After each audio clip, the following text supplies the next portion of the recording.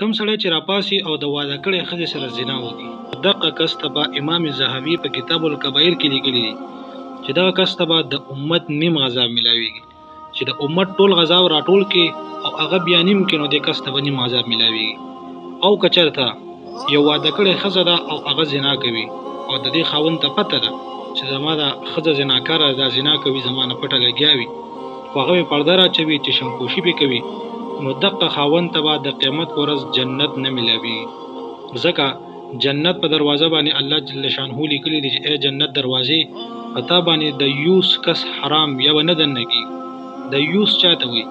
زمونږ په معاشره کې چې ورته دووس وایي، دووس هغه کس به چې کوم دی د جنت په دروازه باندې نه داخلېږي. او که یو خاوند وي هغه د خپلې ښځې د حرکاتو نه خبر نه وي، یعنې زما د ښځه زناکاره ده د دې نه خبر نه وي، نو د قیامت په ورځ به الله جل شانه دغه کس ته اجر ورکوي، جنت والا ورکوي، او د دې ښځې ته به په جهنم کې عذاب ملوي. په قرآن عظیم الشان کتاب کې الله فرمایي ولا تقربوا الزنا انه کان فاحشه. تاسو زنا ته نږدې کېږئ مه، ځکه دا فاحشه ده. دا خو لا ډېره لرې خبره ده چې یو مسلمان به زنا کوي.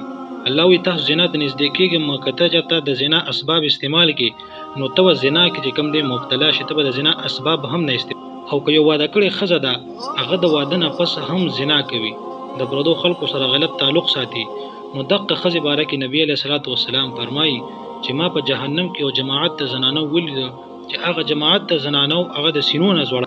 ما د جبرائیل علیه الصلاة والسلام نه پوښتنه وکړه چې یا جبرائیل دا خلک ولې په دې عذاب کې مبتلا دي؟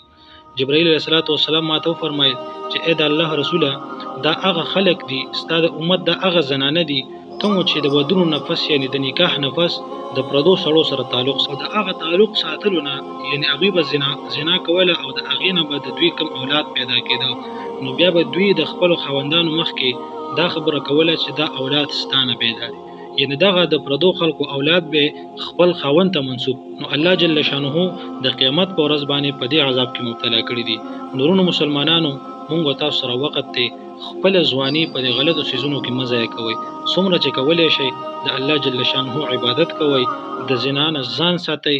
زنا ډېر یو سپک څیز دی، انسان ډېر سپکوي. که چاته پته ولګي نو ستا ټول ژوند به په عذاب کې مبتلا شي، ټول عمر به چا سره سترګې نشي لګولی.